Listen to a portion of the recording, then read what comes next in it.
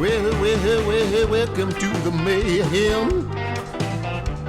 Dick and Lloyd mayhem. Media mayhem. Marketing a mayhem. You might love it, you might hate it. It's my favorite freaking show. Hi, come on in. Walt Bodine, a fixture in Kansas City broadcasting for over 7 decades. So many great stories to tell. And on August 27th, Loy and I joined a bunch of folks who worked alongside Walt and some relatives at the Grand Street Cafe in celebration of his 99th birthday anniversary. So many great stories you're going to hear too. And our first introduction is from the organizer of the event. Andrea Young, she's the hostess of the Walt Bodine Birthday Luncheon. All right, very cool. Thank you for having me. Thank you for coming, everybody. Good. And our guest of honor, Marty and Rebecca Bodine. All right. Yay. So glad they're here. We would have been celebrating hey, wave at the Walt's. camera. Rebecca, she's down there. All right, cool. And today is Walt's actual 99th birthday. Isn't that something? Yeah. Wow. When you worked for Walt, you were not allowed to say what year he was born. Oh, that's true. Oh, really? No. Oh, my We gosh. did That's not like Kristen anyone Van knowing Morse. how She old was- he No, we really didn't. ever. Wow. We would have been in so much trouble if we gave age We away. still wouldn't have known how old he was. So you're not saying he was vain? He riled against getting old. Yeah. Yeah. He was fighting it tooth and nail. Well, I think that's why he would never retire, because he's like, once I retire, I'm gonna like keel over. Yeah. Yeah. No, Which he- we all feel a little bit. Well, there's a lot to that story, isn't there, Robert? There is. That's Robert Barrientos. That Robert had more lunches with Walt Bodine probably than any other human being on the face of the earth. Would you agree Rob with that? Forsyth. Yeah, no, I think Rob Rob Forsyth. Is that right? Rob Forsyth is a I just wanted somebody to buy. contender. He's a contender. Let's look at Rob. Hey, You Rob. were the official lunch guy, weren't you? Yes. I got to drive Walt to our favorite places, and most of them were Winsteads. How long were you working with Walt?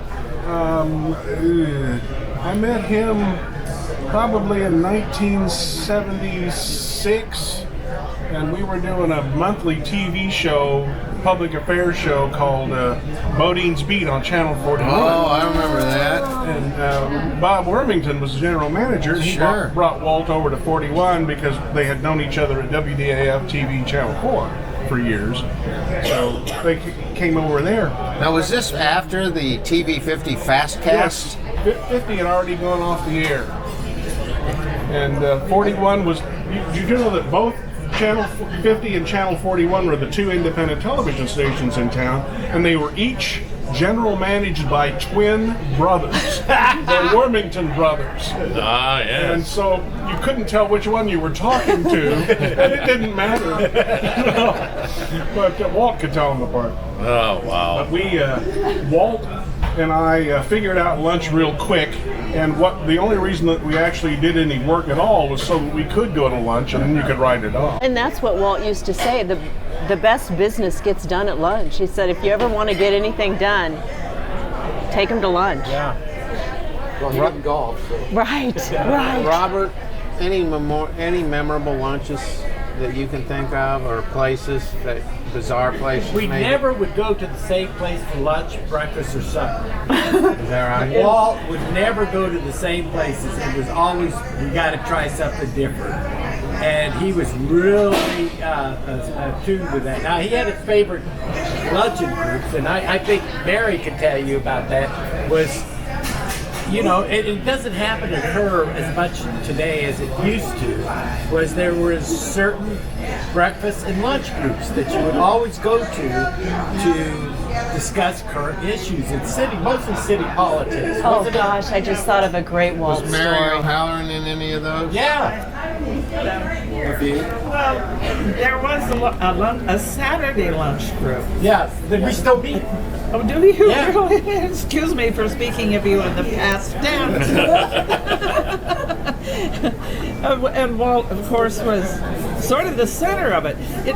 Thinking about that group coming over here today, I thought, you know, there was a federal judge. There were many sort of prominent politicians in the group, some lawyers. Remember Bruce Hodak and many others, and a couple women, myself and Nona Bowling, and then Walt. And with all these people that were so terribly verbal, it was very clear from the very beginning that the center of the group was Walt Bodine. I mean, his commentary mattered.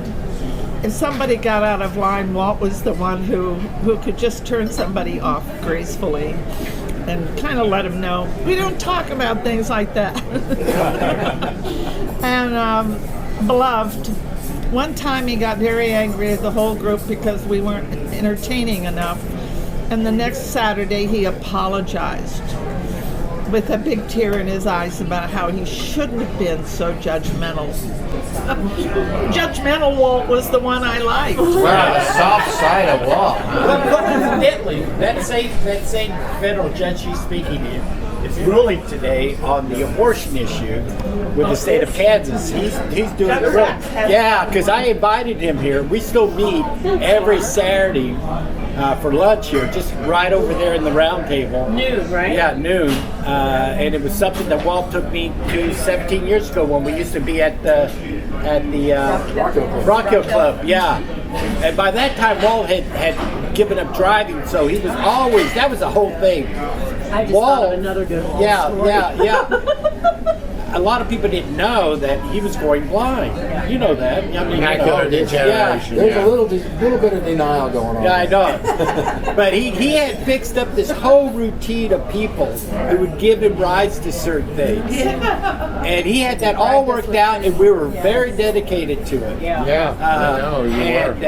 But we still meet every Saturday. Charles Wheeler, Mary, you sometimes show up once in a while. It's been a while. Max, who was here before. Back in the day. Yeah, Karen Stubbs. Well, to show you what kind of, person Walt was in terms of ethics, I recall a couple of times we had a member of the group who liked to try to get the federal judge who was part of the group to comment on the cases he was hearing, which most every human being knows is just not something you do. But this gentleman was about to get news out of the federal judge, who was a truly remarkable, lovely man.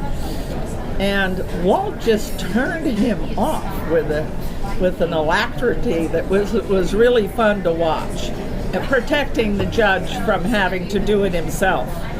He was so concerned that our conversation be the right kind, and that nobody who was at the table would have to feel stressed out by anybody else's questions. It was a good example. Walt cared about ethics. He cared about doing it right. Absolutely, yeah. Anything that had to do with his profession, he wanted done right, and he protected other people's interest in that. Anything above telling some restaurateur that his food wasn't bad. He would draw the line there. Yeah. Oh, that's a good burger. Anything more important than that, he had very high ethical standards. Yeah, he liked pie too. Yeah, he Remember liked pie. We went searching around this time for pie. I mean, we finally ended up in Westport at the pie place, and Oh, I forgot about that. and that's expensive pie. Yeah. But we went there anyway. I used to do remember when Walt at KMBC did the segments? What do you say to that? What do you say to that? What do you say to that? The food ones, I did those with him for a few years. And when he would, oh my God. And of course, he That couldn't was- see. That was, Yeah. he couldn't see. Like Not- you had yeah, to, he was- you had to line it all out. You had to tell From them place- where on the plate yeah. it was. You had to tell him what was there. Coordinate the restaurants, and do the scheduling, and then get him there, and he would do it on the fly. Like he wouldn't, like no preparation. And all the Get to news the shooters restaurant. over at 9 would help him. They would. They were completely aware of the situation. So- They would snap their fingers or make a noise to tell him where to look. I mean, it's was an amazing. amazing. This whole town loved Walt Bodine. It was amazing. It was an amazing experience, like that, and being the producer of the Walt Bodine show were like the highlights of the happiest times of my career. It was just so fun. Well, do you And remember? fascinating every day. Do you remember how he could time things perfectly? Yes. He would tell you when he would shoot a segment, he would tell you how many minutes and how many seconds it was. Yeah. Or you put him in the car and he could tell you what corners. Yeah. Yes. He'd say, now we're at the corner of 39 and whatever. And I'd be like, how do you know that? You can't even see. He goes, I know.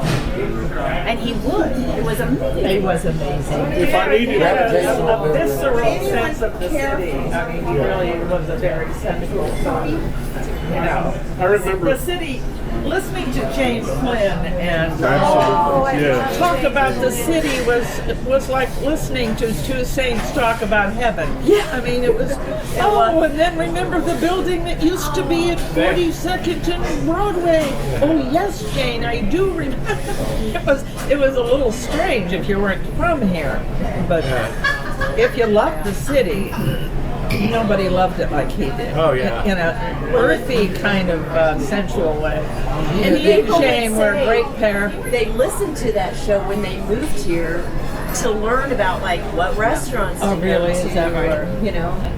He had me do the field producing when I was out of work for a while. Did you for the And for so the I would food? call ahead. We'd go out and scout these restaurants first. Right. And so by the end of the they're having day, scouting. you have eaten 6 times. You know, And when the restaurants hear Walt's coming, they roll out they like went crazy, and we would. you'd get she there had and me there'd be every meal on the menu We would try to be on tell the them, table. we only want, here's the things Right. we're interested in on your menu. We'd like to see this, and this on the table. And like I remember there was a German restaurant that was out near Eudora somewhere. And we went in there, and this place was famous for its desserts. They had these huge tower displays full of all different kinds of cakes and pies and everything else. Plus, when they would do the German thing, they had every single kind, you know, from borscht to beets and, you know, the whole thing. And I thought I had it under control, and we're only going to put out so many things. And we go in there, and it's middle of the day, and there's nobody in there. All the long tables, as long as this one, were absolutely covered with food, finished food. my goodness. One whole table just full of desserts, and they're like, here, sure, try what you want. I'm like, I don't think we can do this. And Walt would make a masterpiece out of that. Like, he would put the 5-minute segment together, completely ad lib, pick out what dishes he wanted to work with, and then completely ad lib it, and it would be like magic.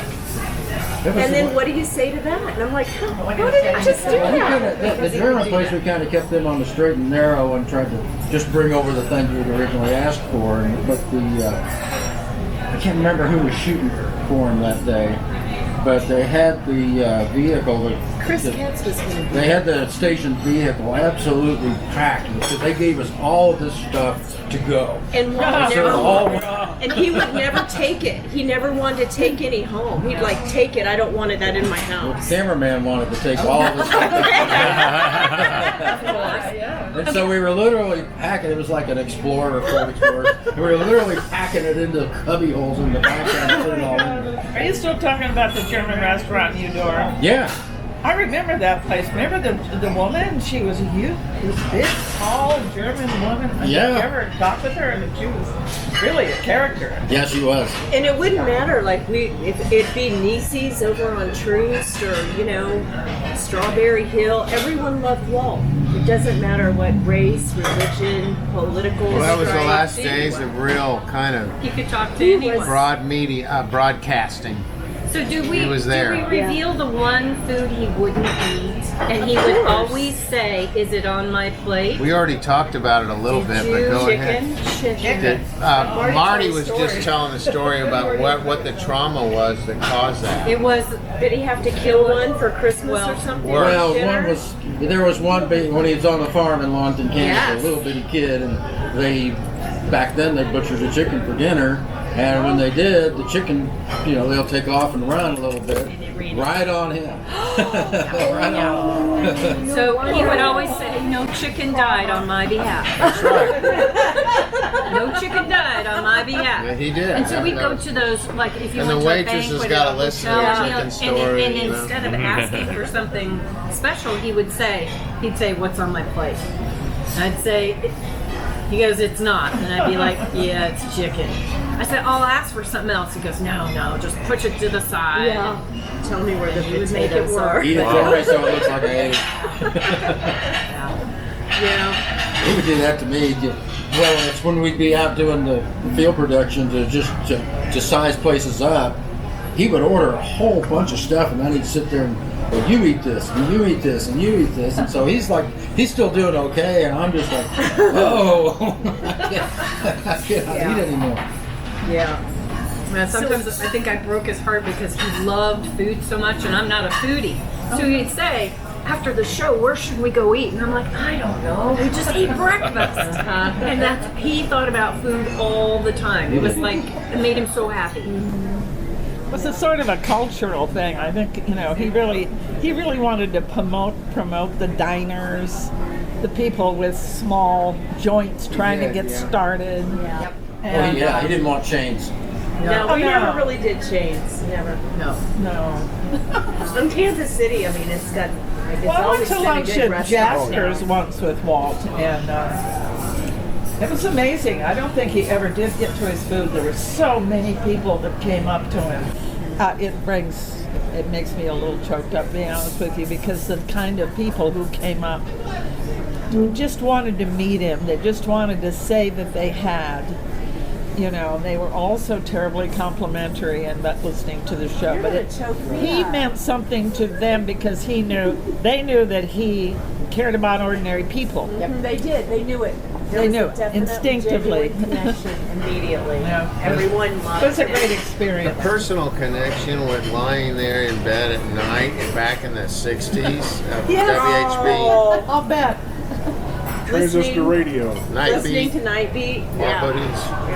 That's such a Putting the a transistor personal- radio under Yeah, your pillow. exactly. Supposed to be in bed. Well, he had a little Larry King about him when he started telling stories about the old days. Remember when he had a tiger in the studio? Some guy brought a tiger. Yes, I remember that. And he told the story. It got better with the years.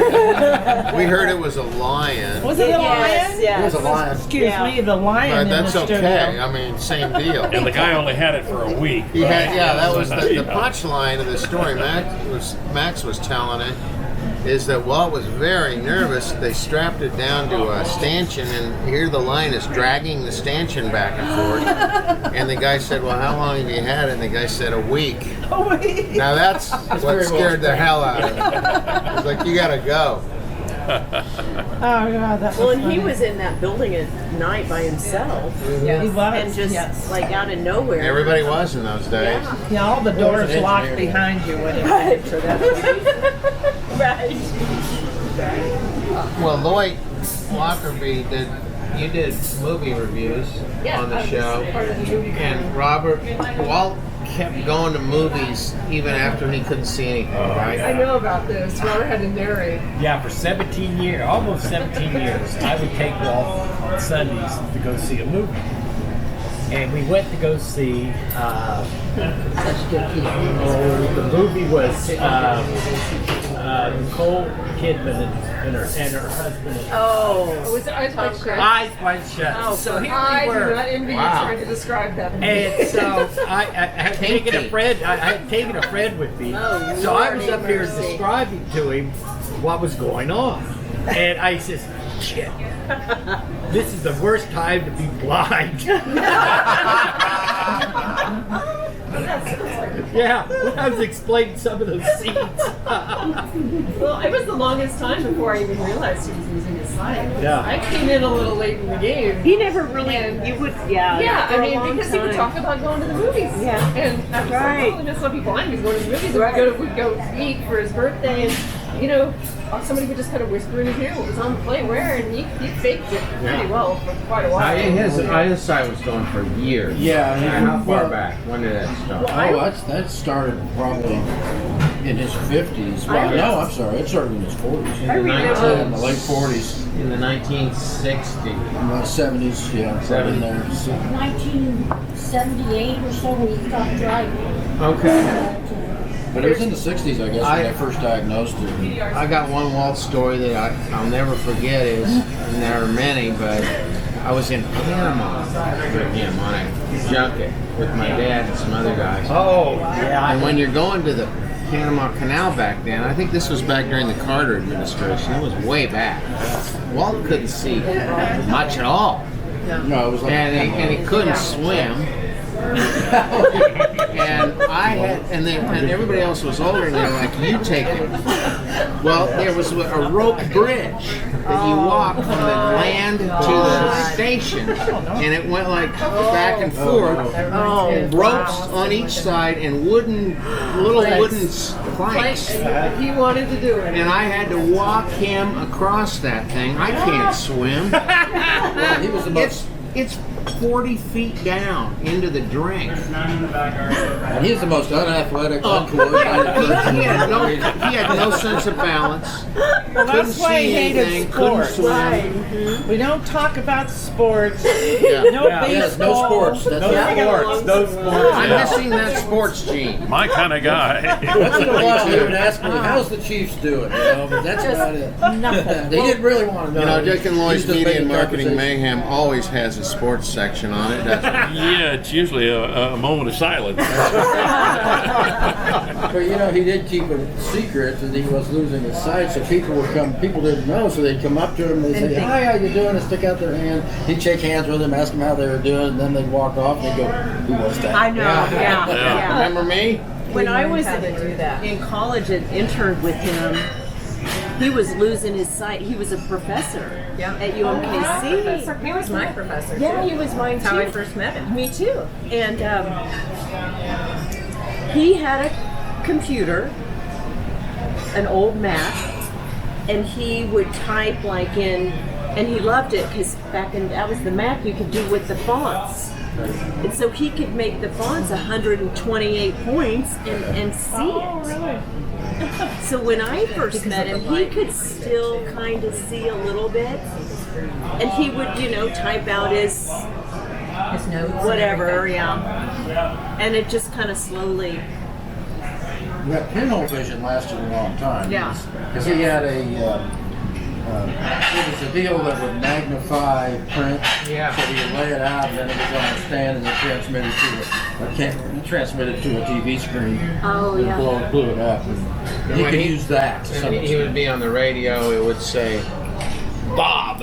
Right. And it'd be like, Right. 18 inches. And he would We've got do Bob that on the line. to prepare for class. For his classes. He could make it real big, and he was an amazing person. He was still driving when I met him. I was right I at that want to point. hear the story of the trip he took to Jeff City. Do you know this story? Which part? The part where he realized afterwards that he would not be driving anymore. This was the last time Walt ever drove. I'm sure you've heard the story. Maybe not. It's kind of sad that he made that decision in Jefferson City. Was it Jeff City? It might have been St. Louis. I don't think it was that far. So he was interviewing some political, wasn't it like an election year or something, and they had to go There do were so this many. story. And Right at that point was when he started hiring producers to drive him Right. in his own car. right, And he had that pacer. Pacer. Yeah, it had, windows everywhere. And he thought that would help him. Yeah, driving And then, fishbowl. unfortunately, the producer borrowed it and wrecked it. And that was the last of Walt's cars. But I don't know who he was with. Another reporter, and they were on a trip. The reporter drove And then wanted and Walt got to get very him back. sick and broke it. I don't forget what happened. So Walt drove back with someone else telling him, like, what to do. It's the old joke about I can't see and I can drive but I can't see, and I can see but I can't drive. So Between the two of us. I don't know how. I don't know this story. I always wanted to like hear the person that was with him tell that lived. story. Both lived. Yes, the story is they both made it alive, but barely. But he was legally blind almost at that point. Yeah, 2200 vision. yeah. And couldn't. He could Definitely make out legally shapes. blind. And as long as he could hear you, he knew who you were. But other than that, And he was so gracious. He would always, the only thing he would ever say is, it's an annoyance, it's an inconvenience. He would never complain. No, he didn't complain. I mean, he At didn't least to brag. us. He probably complained at home. He didn't brag. I remember taking him to Boston and having a similar scary incident. We took a water taxi from the airport to our hotel, and we were going to the first annual talk show host convention. And going with this is when talk radio was just starting to take off with all the crazies on. And so we've got to go on this little ramp to get off the water taxi to get to the hotel. I almost lost him. We were almost in the water. I was like nervous wreck.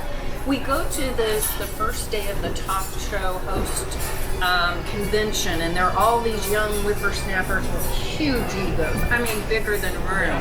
And Walt says nothing. Right. And they're all looking at him like, oh, he's just some old guy.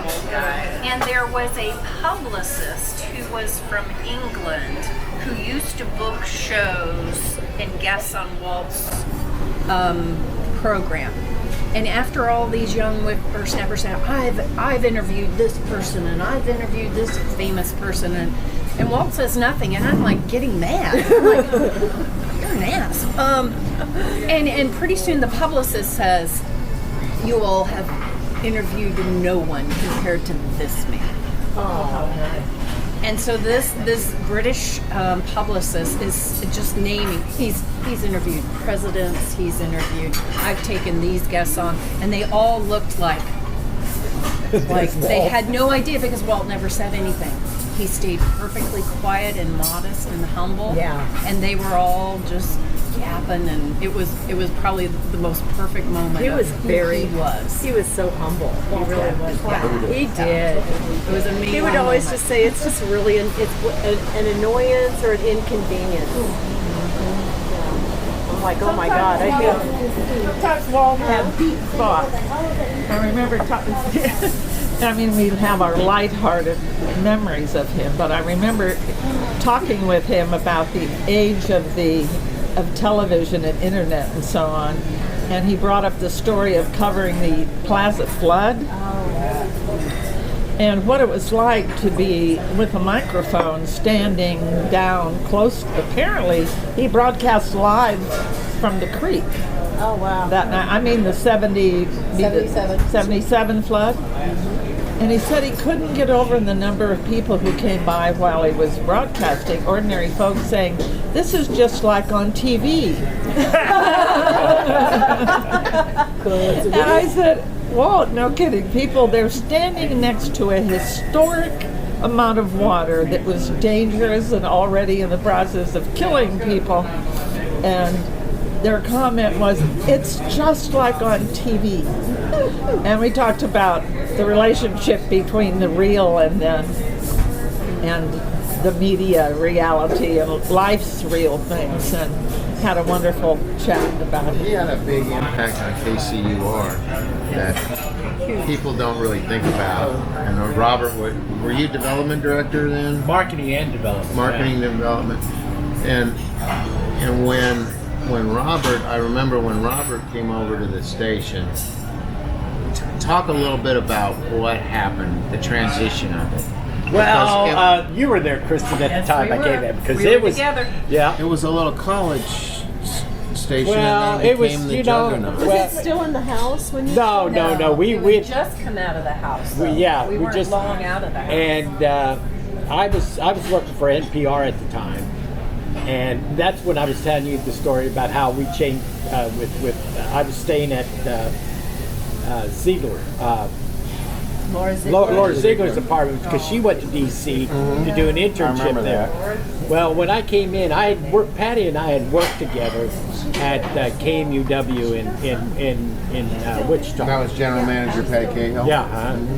And so Patty needed somebody very strong, and I had spent 3 years in El Paso starting their public radio and television station. And it was mostly all my duty was fundraising. Yeah. So she wanted somebody very strong, and I wanted to get back to the Midwest. Well, the first time I met Walt, Kristen was the producer, and we didn't hit it off because I was very aggressive about fundraising, and a lot of the people at the station wasn't. Yeah, it was primarily 2 weeks of grind on for 2 weeks, 24 hours a day, and you brought your friends in to help pitch. Right. And I started to turn that around. I said, no, we need to go out and reach out to people in the community and bring them on. And I said, I used this very successfully in El Paso and KMUW in Wichita, that's what we're going to do. Well, I had a lot of pushback. Yeah. And Walt pushed back on it too. But I was able to convince him I was able after a couple of lunches to get his buy-in. That guy opened up so many doors by saying, here's my Rolodex, you call anybody on there to get him here. And we'd always have this tangle with the newsroom, remember? Yes. They thought, well, he's not worth it. This guy literally opened doors to me, to the corporate community. Why was there always a tangle? Well, because why? I just felt like I don't know. Kristen, you would have better insight. So disrespectfully when he did so much for that station. You know, I think part of it was younger news people thinking that, not understanding the path and not understanding how hard he worked.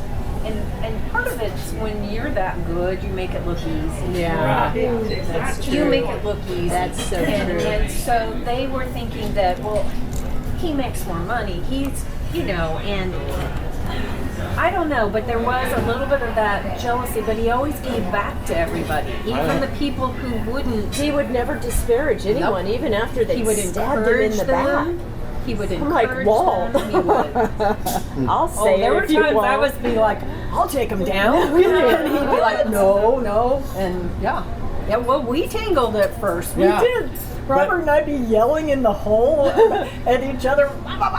And then Walt would say, as soon as you got him on board, and as soon as he understood where your heart was coming from and how much you care, then he was on board. Yeah. And then he was ready to help and do anything possible. I mean, that changed it all. Remember Roland, who was head of Roland. His last name was Roland. He was the head of DST.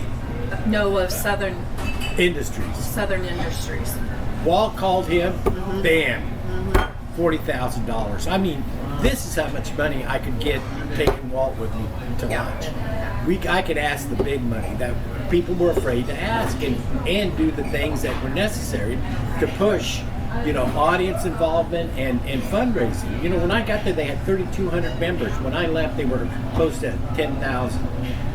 We used to do 2 weeks of 24-hour fundraising. Painful. Yeah. Painful. It was painful. After that first one, I was there. A huge understatement, I said, we're going to stop this. We're going to look at the numbers, and we're going to break it out when we're going to fundraise. So now, the normal schedule they currently have was all started back then, and Walt was supportive of him because I needed him to convince the staff that I wasn't replacing him. I just wanted to bring in more community involvement because that would enlarge our audience and replace our fundraising because so many of those sponsors are still there. Oh yeah, like McDowell, Rice and Smith. Right. Yep. I brought him on because Walt had a connection with Pete Rice, I think, and just called him up and said, "You guys Smith. Sorry, Pete Smith. I think his name was Pete or Pete. What was the name Pete of the Smith was I don't know who Rice Pete was. Smith.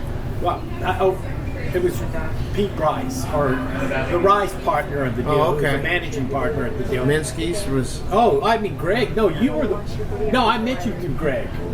Greg Johnson. But it was the effort that brought all those on. All those people that Walt was able to just open doors immediately for me. And it was so valuable to increase the direct fundraising for that station and changing the whole atmosphere of fundraising that they still use today.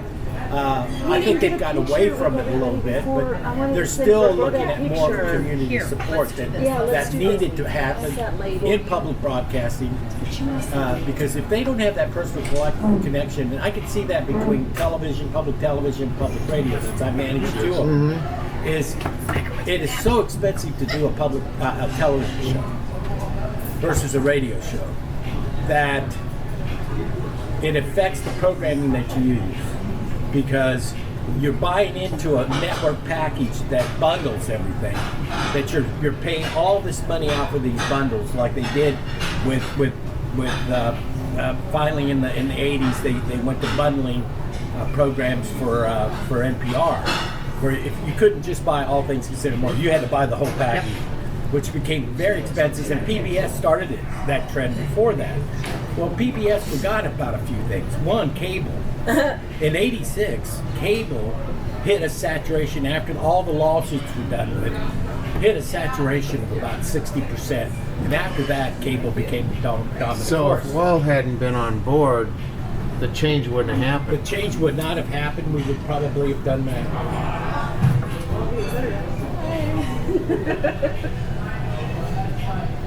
You're in it too.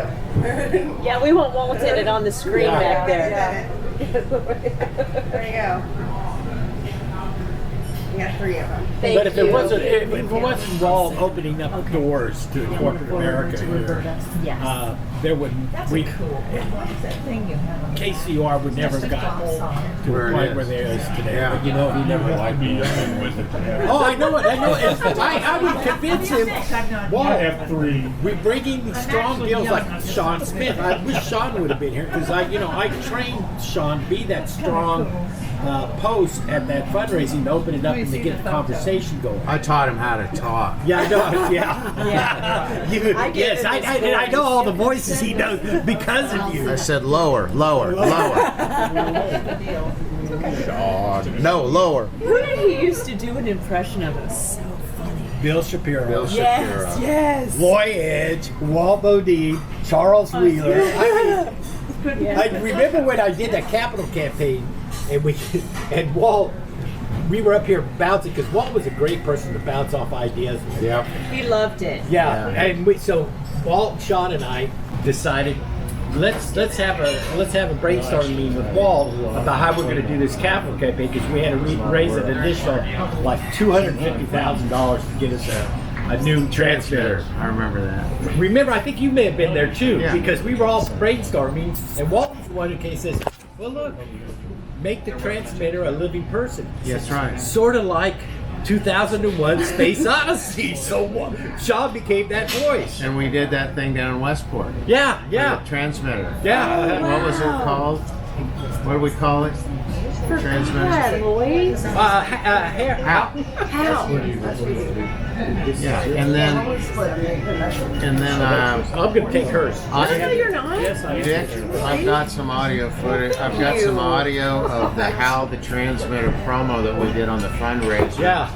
Where we did the story of How. Yeah. Where he got in like an artistic disagreement with like John Bilyeu, Fred Brodsky or something. It was really crazy stuff. We did some crazy stream of consciousness. Yeah, and and a lot of people don't know that Lloyd was like my right-hand genius to come up with these creative ideas that we did during that period. And you're the one who said you should be promoting the hell out of it during the silent campaign. And we did all those promotional. We started the art crawl. Oh, we did start the art crawl. First art crawls in the country, Friday night art crawls. Wow. And we started in the plaza, and then we went to Westport. And then we went to what is now called the Crossroads. Yeah, 1993, Charles Porterberry. You talked Charles into doing the same. I still have that T-shirt. Yeah. Crawling with artists at the Crossroads. Kansas City, the city crawling with artists. Yeah. Do you remember Valentine Radford? Yeah. At ADC? Bernie kept Papa Bianco was that's Yeah, my he was connection. part of it, too. Yeah. Well, back in the day, effort to I forget the guy's name. Charlie. Woody Kozan. It might have been the son of the owner. I'm not sure. I can't think of his last name. He got me somehow involved in this thing they did called Creative Cafe. This was like, remember pre-internet? This was like the very beginning. I think we were still on dial-up. So it's turned. But Valentine Radford had this idea. We're going to have like a creative online cafe. And so I would find and book the guests. Yeah, I remember that. And it was once a week. And like, Brainstorming. It was brainstorming Yeah, about what was the internet going to be. Yeah, I remember. and we would interview Wow, these. that's wild. It was wild. And Yale Oaxaca from Well, a lot of great Walt stories. Yeah, Dick. thank you.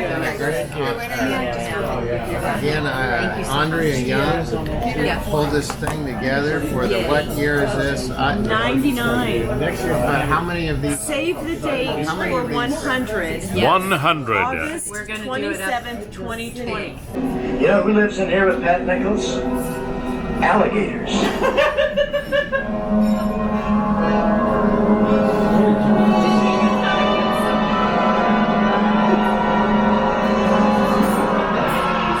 Yes, alligators live in this house. I mean literally in this house, not in some pit out in the backyard. But they are full-fledged, family-like members who can inhabit the front room if they want to, and they want to.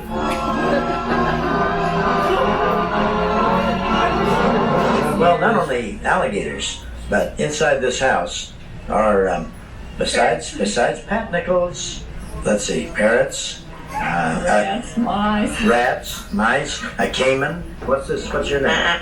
Okay. What is it? John Silver. Huh? What is it? Hello, pretty What is parrot. it? Yellow-naped Amazon parrot. Oh, well, of course. I should have known. Hello, bird. Hello, bird. Yeah. You're the first bird I ever knew that would actually talk when the camera was on. Say hello. Now stop talking while the camera's on. Walt Bodine, an amazing guy. It was good to hear all those stories. Many of the photos that you saw came from the LaBudde Special Collection's UMKC University Library under the Walt Bodine Collection. Check that site out. It's a great place with a lot of good things about Kansas City and history. And you can hear even more insight into Walt with our audio podcast. And you get that wherever you get your podcast. Just search Dick and Loy's Media Marketing, whatever they call it, okay? And until next time. You might love it, you might hate it. It's my favorite freaking show.